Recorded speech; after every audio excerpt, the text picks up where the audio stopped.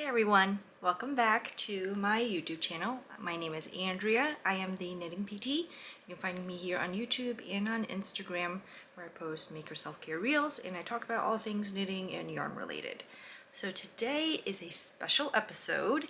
It is the recap of my Monet collection.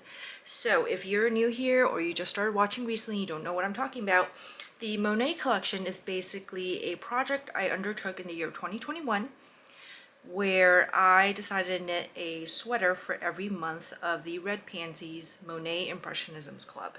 So Kelly of the Red Pansy had a Monet Impressionisms Club that ran in the whole year of 2021 from January to December, where every month she released a colorway and it was a mystery club, but you knew what the painting inspiration was.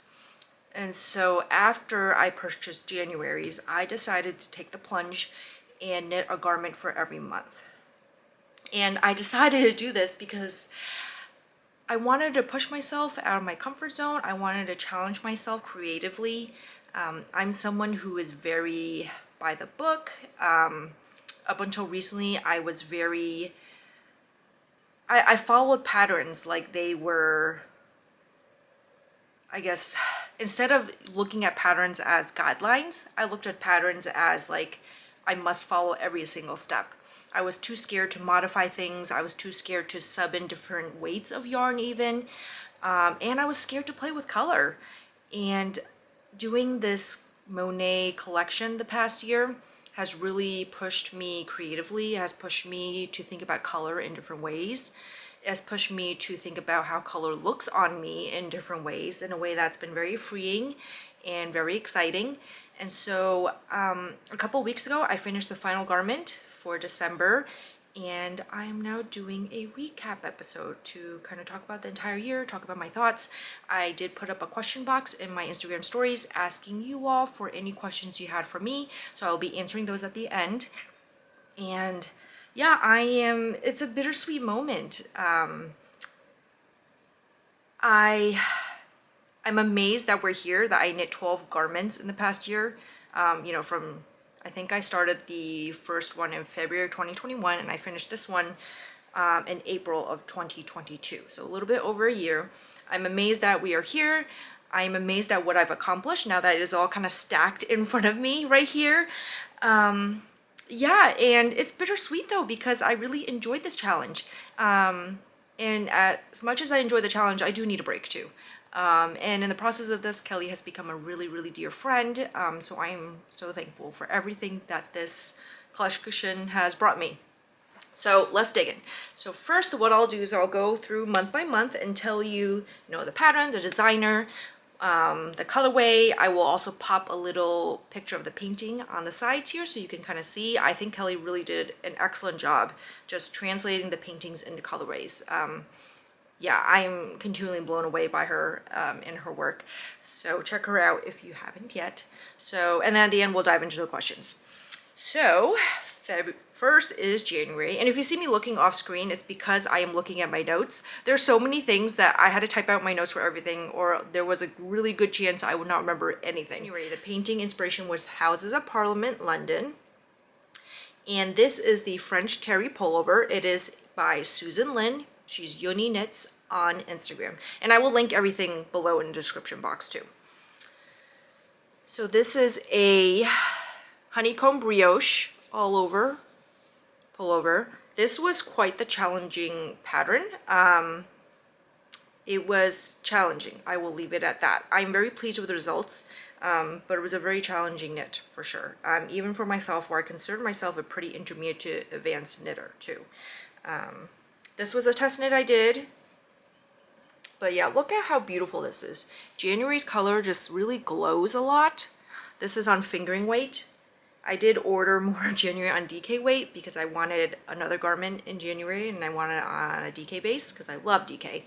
But yeah, just look at that. Look how beautiful that is. Yeah, so that is January's. I've got to figure out how I'm going to organize these as I go through them. All right, so February is based on the painting Flowering Arches Gaverning. And that is this colorway up here, this beautiful variegated green Okay, so can I talk about how much I love this colorway? I love how it knits up because it totally looks like the painting. Like it looks like, you know, there's little flowers floating on an ocean of green lilies or something. Yeah, and this contrast color is also from the Red Pansy. This is Dove. And this pattern is the Striped Sweater by Andrea Maury, and I modified it quite a bit. This is probably the first time I truly modified a pattern a lot, so I'm still very proud of it. But so if you know what the stripes pattern by Andrea Maury looks like, it is a lot of smaller, thinner stripes. And so I modified it by making larger color block sections. And I made it too so that the main color was a little bit wider of a stripe than the contrast color. And then the stripes pullover is knit for, I think it's sport weight, and I modified it to DK weight quite successfully, I think. And so I made 3/4 sleeves also. Yeah, I really love this one. It's very comfy to wear. All right, next is March. March was based on the painting Woman with a Parasol. And this is the Cozy Classic Raglan by Jessie May. Give you a close-up of how that looks.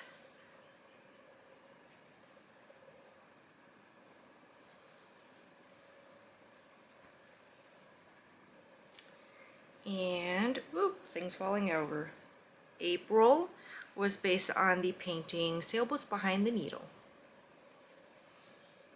And so that is this, I call it like a mint chocolate chippy colorway right here. You see those chocolate chip bits there and some of that mint pulling throughout. The contrast color with this one is Suburban Stitcher Dusty Pink. And this pattern is the Sun and Solace Tee by Tina Say. So it's this pretty V-neck tee with kind of slip stitch patterning throughout.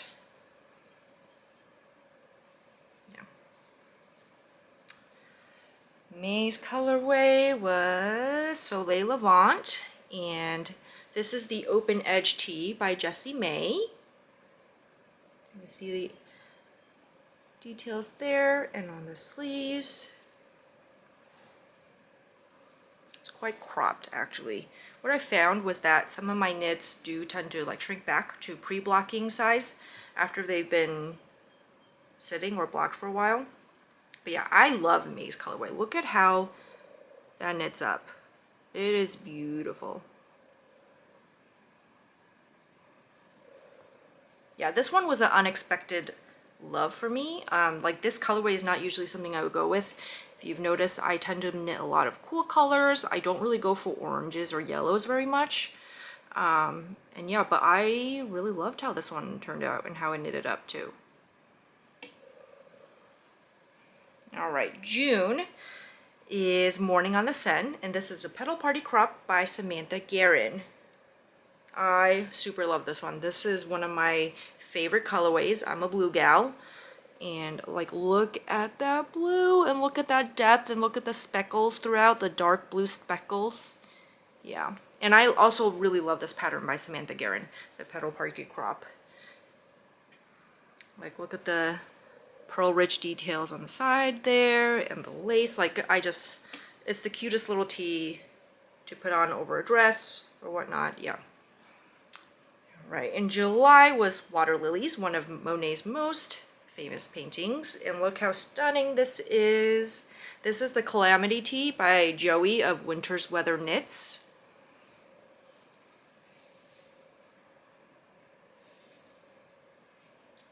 Yeah, this one is so stunning too. This pattern and this, honestly, this colorway. Like look at that.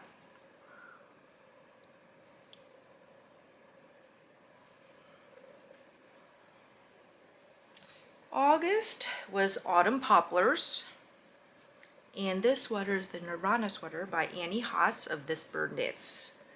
Look at how gorgeous this is. So this was the first time I did an all-over colorwork sweater, and I mean the result is stunning. It truly is. So the Monet colorway Autumn Poplars is the contrast with the variegation, and the dark blue is Skinny Jeans by 3 Irish Girls. But yeah, look how pretty that is. I have really this year fell in love with using more variegated colorways for contrast, for color work. I love it, especially if someone who's not into pooling. Like, I am not a fan of pooling at all. But I have discovered that using variegated colorways for color work is really a great way to show off all those color changes, but without like any of the dreaded pooling and that kind of thing. Like, look how stunning that is. Like, it is so good. It is so good. Like, I love this one. I really do. I love it so much that when I moved back up to the Northeast, I used to live in Texas, which is why there's a good amount of teas, because Texas is super hot. But I moved to the Northeast half a year ago, and so when I moved up, I actually went back and I had modified this to be short sleeves. I went back and I made it full sleeves. Well, actually, it's more 3/4 sleeve length, but yeah, it was so worth. It was so worth them going back and redoing that. Yeah, look how stunning that is. September's colorway was the Rose Walk, and this is the Earth and Air by James Watts. So Rose Walk is the contrast in between, and the dark red is Burgundy by Knitting for Olive. Yeah, and so this colorway too, so I had chosen Earth and Air for this colorway because I was afraid that it was, again, going to be so variegated that if I knitted it by itself, that it would be too much pooling. I was a little scared because this colorway is also a little bit out of my wheelhouse. Looking back now, I think I could have done a whole garment in just the Rose Walk, because it is also another stunning colorway. I actually kind of want more of it now. Anyway, that's another issue. But yeah, so I'm going to hold this up close so you can kind of see all those color changes in there. It's beautiful. So this is like a kind of a perfect fall, autumnal feel to it. The only problem is I can't really wear this in the fall. I guess if I wore something underneath I could. So the Earth and Air is written for worsted weight and then for the color in between to be like a mohair. I cannot do mohair. I'm very sensitive, and so I just did fingering weight instead. Let me tell you, the wind blows right through this thing. When I took my FO shots of this, it was like maybe 40 degrees out because it was already December here. And like the wind blew straight through. Like, I felt like I was wearing nothing. But I'm sure when it's like more tempered, like 60s, 50s, it's probably fine. Yeah. October's colorway is based on the painting Chrysanthemums, and this is the Isla Sweater from the Ready Set Raglan book from Pom Pom. So Isla is a garter rib, all over garter rib. This was a labor of love because I do not like knitting ribbing, and somehow I was crazy enough to do all over. But part of it was I knew this colorway would also be more. I knew this colorway would also be more variegated, and I wanted to have more texture to help break up any pooling that might be happening. And I think it did a pretty good job. There's a slight bit of pooling up here, but I'm okay with that. And November's colorway is based on Island of Nettles. And this is the Grain Sweater, also from the Ready Set Raglan book from Pom Pom magazine. Yeah, look how pretty this one is. Yeah, this one, so this is a garter stitch, sorry. I had this like brain fart where I was like, what did I just say about that one? Yeah, that one is a garter rib. This is a garter stitch. Yes. And so I had some questions on this, I think either on Instagram or on YouTube. This is knit in the round, you know, so it is, you know, you knit one row, you purl one row. It's, yeah. I don't mind purling though. What I don't like about it is when you're doing ribbing that you're constantly switching between knit and purl stitches. I'm an English knitter, because that is the way that works best for me. And so I'm constantly, you know, I don't like having to constantly throw my yarn back and forth in the front, but if I'm just purling for like a long time, I'm okay with that. So yeah, so this is the Grain Sweater. This is super cozy knit too. And then finally, that brings us to December. So December was based on Grand Canals Venice, and that is this one that I'm wearing. This is the Javelin Pullover by Tati's Knit Garden. I test knit this for her, and the pattern just came out like a week ago. And yeah, look how beautiful that is. It was a good combination, I think, where you can still see the texture of the yoke, but you know, the yarn and the pattern don't fight each other. And that same stitching is on the cuff. It's also on the hem, but yeah, look how beautiful this is. I love this colorway too. Alright, so that is all 12 sweaters. So now what I'm going to go into are your questions about it. And so, me scrolling down here, looking at the responses. Alright, so I think if we start from the top. Okay, so first I'm going to go into like favorites. So let's start with colorway. So what my favorite colorway from the whole collection, and it is kind of hard to pick. You know, honestly, I think my favorite colorway is January's colorway, Houses of Parliament. My first love in color are blues. And so, yeah, just, I love this one so much. I really do. Yeah, so my favorite color was January. My favorite knit pattern that I did is probably the Grayton sweater, the Scarter raglan. And that is because it was a very meditative knit to do. You know, I didn't have to really look at the pattern much. I love this raglan detail down the side here. And actually that raglan detail comes down the side of the body too. And then I also did split hem. Yeah, but it's a super comfy knit to wear. Yeah, it's like big sweatshirt vibes, cozy vibes. So yeah, this was probably my favorite make from the whole collection, the Grayton sweater.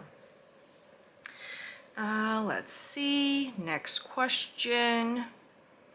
So there were a lot of questions about how many skeins I ordered each month, or like how did I choose. And so I'll talk through kind of my whole process when it came to choosing patterns, how much yarn to order, maybe what weight of yarn to order too. So at this point, I am a seasoned enough garment knitter to know kind of an estimate of how many skeins of yarn I need based on what weight for a garment. And I mean, part of that is my sense of that also grew a lot with this collection. So I had a pretty good mix of fingering and DK weight throughout the whole collection. And so I started with fingering weight at first. No, let me back up. Okay, let me back up. So I chose fingering weight when I knew that what I had in mind was maybe a tee. And part of that was with the more summer and spring months especially. And with fingering weight tees, I usually can get by with 2 skeins, maybe 3 skeins, if it's like a long sleeve tee. So usually when I ordered fingering weight, just to be safe, I ordered like 2 to 3 skeins. If I already knew what pattern I had in mind beforehand, then I would just look at the yardage and just go with 2 skeins. Like I think for a lot of the tees I did, like Petal Party Crop, Calamity, I had decided on these beforehand, and so I only ordered, I think I only needed 2 skeins of fingering for each. For DK weight, I know that I need 4 to 5 skeins to make a full sweater if I'm only using that colorway. And in my DK weight sweaters, I didn't always have a plan beforehand. So what I did was I would just order 5 skeins, just to be safe because I didn't want to run out. Yeah, and so that's what I did. And looking back now, for example, the Isla Sweater, the garter rib, this one ate up a lot of yarn because I think ribbing does eat up more yarn in general, so does garter stitch. And so I'm really glad I got 5 skeins because I used pretty much almost all 5 skeins for this sweater. Same thing with grain. Grain took maybe like 4.5 skeins. So yeah, and so that's what I did. And part of that is, you know, that's for my size. I have a 34-inch bust. I tend to like my garments with at least 3 inches of ease. 3 to 8 inches is like my sweet spot. And so that's what worked for me. It might be different for you because what kind of ease you like and what size you are will be different for you too. But that's kind of like how I went through my process of how to order. Another common question was, how did I pick patterns? And let's see, did I pick them out based on an inspiration picture or until I got them? So I might just go through month by month and kind of tell you. That might be easier. I hope that's not terribly boring for you. If it is boring, you can skip ahead. And I'm just kind of, I guess I'll go in order because that's easier. For January, I did not have an idea in mind. I actually did not start this plan of a whole year of sweaters until I was done with January's. So for January's, I just knew I wanted I got fingering weight because I wasn't sure what I was going to do with them at first. So I got 3 skeins of fingering weight, which worked out great because it's what I needed for this. And I had signed up for this test knit for Susan. It's probably be great because it's slightly variegated, not that much. It would probably look really well with this texture, but not take away from it. I was absolutely correct. So yeah, that's how kind of that came about. For February, I did know that I wanted to do the stripes. I didn't know which stripes pattern yet. I just knew I wanted to do stripes. What I did was I told Kelly, and this was before February's colorway came out. This was just me looking at the painting, and I told her I want to pair with something else. What do you think would go well with it for a contrast color? I just kind of left it in her hands, and she gave me Dove. Looking back now, I think I totally could have knit a whole sweater in just February because it knit up so well, you know, no pulling or anything like that. And so I think I probably could have done that. But at that time, I didn't know. I wanted stripes to kind of break up any variegation. Oh, and actually, as I'm going through, there was another question about pooling and if I've alternated skeins, so I will also mention that. For January and February, I did not alternate skeins. For March's colorway, I knew it would be more variegated. I decided beforehand to do the Cozy Classic Raglan just based on the painting. I think in hindsight, I might have switched my plans for February in March because March's colorway definitely pooled a lot more. And that might have suited that stripes sweater where I had the idea of breaking up with stripes better. For March, I did alternate because, as you can see, I did get pooling in the front and the back. So I alternated to try to offset that pooling. I had to play around with it a lot because sometimes the skeins would end up in the exact same point, and so even if I alternate, I was still getting the pooling. Yeah, but in the end, I am fairly happy with how it came out. This might be one of my least favorite ones just because of the pooling, honestly. Nothing to do with the pattern. It's really just the pooling. I mean, when I look at the way, like, I love these little red pink speckles in here. I really do. But I think what I don't love as much is the pooling that happened with the blue here, okay? And that is the nature of variegation. That's the risk you take when you knit with variegated yarn. And I knew that going in. I really did. So yeah, this might be my least favorite. I still love it, but I just don't love it as much as the other ones. That's all. So for April, I knew I wanted, looking at the painting, I knew I wanted to do the Sun and Solace Tea by Tina Say. I knew that, you know, looking at the colorway, the painting pattern, I knew it was colors that weren't really in my palette, like those browns and greens. And so I knew I wanted to have a contrast with it so that wasn't overwhelmingly in this colorway. And at first I think I had another plan for what I was going to use for it. And I don't remember what it was now anymore, actually. But I happened to have a skein of the Suburban Stitcher Dusty Pink sitting out. I had just used it for a different project and I had a lot left over. And I happened to have it sitting out, and when I caked up April's colorway and I put them side by side, I thought, actually, these pair really well. And that's kind of how that came about. As you'll see as I'm talking, you know, the first half of the year, I really did try to plan ahead and buy with my plan in mind. And near the end of the year, I just started being more confident in my ability to make a plan after the yarn came, I guess. I don't know. Like, my confidence really grew a lot throughout this whole process. And that was April. Okay, May. May, I think I also did know I wanted to do the open edge tee beforehand. And I did not alternate skeins for May. Like, look how beautiful that is. That is stunning. No alternating. In June, I knew I wanted to do the Petal Party crop. I also did not alternate. In July, I had made plans beforehand to do the Calamity crop too. I also did not this one. And then, okay, so August was probably the one where my plans changed a lot. So initially for August, I thought I wanted to make the Wild Wind tee from Wool and Pine. It's like a short lace tee that has tassels. I was going to omit the tassels. But then when I started knitting it up, I think when I was like maybe 10 rows in, I realized that the yarn was just way too busy, that to the point where you were so overwhelmed by the variegation, and you also cannot tell, you couldn't see the lace pattern at all. So I frogged that, and that was when I discovered that I could use it as color work. And let's see, like throughout this process, I talked a lot with Kelly and also with my friend Shannon, Jador Fibers, about like my ideas for what to do. And so like the idea with using it as color work and pairing with this blue was really, you know, also props to them for helping me through that process.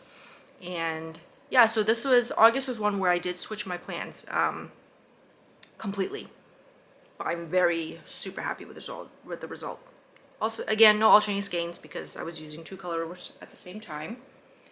September's I had planned beforehand to do Earth and Air because again I was scared of how variegated it looked like it could be from the inspiration painting. And I think I got a dark blue, navy blue, and then this burgundy, and just kind of looked at them side by side to see which one matched the colorway better, and it was the burgundy. So that's what I went with there. The later months are the ones where I really didn't have any plans and I just bought the yarn. So October, November, and December, I didn't really have plans for them. I just bought sweater quantities in DK weight because I knew I wanted DK weight sweaters because it was cold. And once I got October's colorway, so how variegated it was, I knew I wanted something textural to break up that variation a little bit, which is how I chose the Isla. November's, I knew that with the slight subtle color changes, I wanted that kind of highlighted and reflected in the garter rib. And then with December's, I actually initially had a plan to make this into a cabled sweater. And I hadn't quite settled on a pattern yet. But then when Tati released her test knit call, I realized that, you know what, December actually might look pretty good in this textured yoke. And it did. And so that's how it came about. Did not alternate skeins either. So basically, I think the only ones I alternate skeins for, did I alternate skeins for this? I don't think I did. No, I'm pretty sure I didn't. So basically the only knits I alternate skeins for were really just March, because it pulled so much. Yeah, I am that person who kind of flies on the edge when it comes to alternating skeins. I kind of hate doing it. So if I don't have to, I won't. Like, I'll kind of toss caution to the wind and not alternate skeins and kind of see how it turns out. So far, I've been very lucky. Yeah. So yeah, that's kind of the process of how I pick patterns and if I alternate skeins. I hope that's helpful for you. I do look at inspiration pictures a lot and try to figure out like what I think the interpretation might look like. I try to figure out if there might be a lot of variegation based on how many colors there are in the painting. You know, a lot of dyers do try to capture a majority of all the colors in an inspiration picture into the colorway. So I would say like the more colors there are in the inspiration photo or painting, probably the more likely it'll be variegated. So yeah, and also part of it is you have to also sort of know your dyer's style. There are some dyers who will dye and kind of just do blocks of color, and those are ones that definitely the colorway will like stripe or it will pool. Kelly is a little bit more she has a more seasoned hand, I guess is the word I would use for that. She puts a lot of thought into like maybe how it will knit up when she's dyeing, and so she tends to try to blend the colors a little bit more. There are some, like March's was one where in the skein you looked at it and it was very clearly like, you know, blocks of color on different parts of the yarn. And so that's one where you know it will probably pull or stripe, depending on how small of a circumference you're knitting. Okay, another question. Which pairing of colorway and pattern are you happiest with? I think that would have to be my Nirvana, because I am just like, I can't get over how beautiful August colorway is as like a color work contrast. Like it's beautiful. It is perfect in terms of highlighting the different color changes, but at the same time highlighting the pattern details too. So I think August would have to be my absolute favorite with that. All right, so anything you learned about garment knitting or color management in garment knitting? So I would say I did learn a lot. So let's talk about first about anything I learned about garment knitting. So one of the things I learned, which I've been talking about a lot, is that for me at least, I've talked to a few people and it seems that this is a common theme that does happen, but I have been learning to not knit to a point where I'm like, oh, I can just tug it down and I will block it out and it will reach there. I'm learning that when I'm knitting, I need to be patient. I need to knit it exactly to where I want it. And this is for superwash yarns. In particular. I don't have a lot of experience with non-superwash yarns yet. And so I used to be of the thought that, oh, you know what, like if something is, like my knits will always block out larger. And part of that was because the first sweater I ever made was out of Malabrigo Rios. Malabrigo Rios does grow quite a lot, but I've since learned that not all superwash yarns do. And like they can grow, but they might not necessarily stay grown. Like I had a lot of garments where they blocked out to the specification I wanted, but then later when I went back a couple months later and wore them again, they had shrunk back up a little bit. Like the yarn had bounced back to its original shape, I guess. That happened a lot with the tees I made. For example, especially these two. The open edge tee, like this is quite cropped on me right now. It is not what I had intended for. I will make it work. I'll wear skirts and stuff like that with it, or dresses. And same thing with this one too. It also did shrink up a little bit. So that's kind of what I learned, is to not knit and think that I can fix everything with blocking. Yeah. And in terms of color management, I don't know if I've learned much about color management. I've learned that I can push out of my comfort zone. I used to be someone who was very kind of, like, I used to be someone where, like, for example, for April's colorway here, I would look at this and think, okay, for my contrast, I've definitely got to do something that's either like this shade of green or this shade of brown. I was very kind of, not adventurous, I think is the word I would use. And now, you know, this pink is not something I would pick out at all. And it would just happen to be a coincidence that they were sitting together in my room and I saw that actually those can pair quite well together. So that's kind of what I learned about color management, is that, you know, I can be more adventurous and things don't have to be like, it doesn't have to match the exact same shade for it to work. Yeah, that kind of thing. I think those are all the questions. There were a lot of similar questions, a lot of questions about how many skeins I ordered and that kind of thing. I also ordered knowing I would probably have extras. Like maybe a skein left over, and I was okay with that. And you know, for me financially, I'm able to do that right now, and so that was kind of why I was able to wing it a little bit more, especially in the later months. I do have a plan. I don't know when I'm going to cast it on, but eventually I do want to make an odds and ends cardigan by Tina Say. It is a marled cardigan, and I want to use all the colorways from Monet in it and just kind of marl them together and marry them together, kind of as a final culmination of my project. I don't have a timeline on that. I don't know when I'm going to cast it on. But yeah. So, do I have anything else to say about this? Like, it's been quite a journey. And I'm really happy to hear that a lot of you enjoyed watching me make these throughout the year. I have really enjoyed making them myself too. Yeah, like I look at this pile of knits and it really brings up a lot of happy memories, a lot of beautiful thoughts. Yeah, and you know what's interesting too is that it also spans this very interesting year in my life, where, you know, I was in Texas and then transitioned to living in the Northeast. And so when I look at these garments, I have very specific memories associated with them. And yeah, like this collection is something just so special to me. It really is. I don't really quite have the words for it right now, and I almost feel like I might cry. Oh boy. Okay. Yeah. I do also really love this one. Oh, water lilies in the calamity crop. Yeah. And I think overall, you know, I learned a lot about myself. I learned a lot about that I can still grow creatively even when I am older. And that you're never done learning, you're never done growing, that you can always push yourself creatively. I think this project really brought back my love of knitting, and it really inspired me in color sense. It inspired me to love different colors too. Before this, I knit a lot with blues and greens, and that was kind of about it. But yeah, it just really opened my mind and my eyes to new things and new aspects of myself too.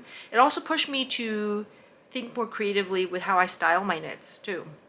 Just because there's a lot of, you know, differences in all these. Like before this, I used to think that, you know, to style my knits, I'm just gonna wear the sweater and then wear like shorts or wear pants, and that was it.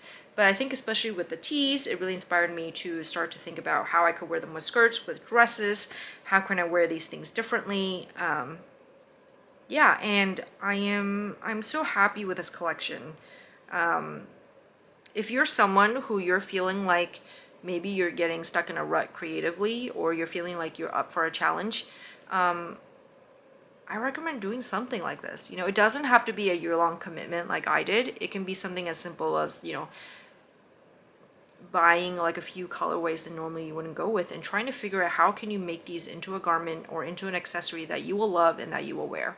You know, whether it be that you marl it with something together, use it as a contrast, you try in a pattern that maybe you didn't think would be something you would like, things like that. Yeah, this project has really given me so much inspiration, so much love for the craft of knitting, so much love for yarn, for indie dyed yarn, it's really giving me a new appreciation for the skill that a lot of indie dyers have when it comes to creating their colorways as well. So yeah, I'm gonna end my rambling there, but I really hope you enjoy this episode, this special one-off episode dedicated to my Monet collection. Yeah, it'll be a while before I do something like this again, I think. I definitely do want to give myself a break from knitting on a deadline, because I did want to kind of have these out fairly soon. I didn't want to sit on these colorways forever. I wanted to really knit them up as they came in and kind of try to keep up with the pace of the club and with the year. But I am looking forward to getting back to some slower knitting, with knitting more of my other stash that I had bought for plans in mind and that kind of thing. But I will carry forward with me the lessons I learned from this collection of just being more playful, I think, with my knitting, and really using it as a way to bring joy to myself and to inspire myself, and to play with color. So yeah, I will leave it there. If you have any other questions I didn't answer, feel free to pop them below and I will answer them in the comment section. Thank you again for watching and for following along with me on this journey, and happy knitting, and I'll see you guys next time.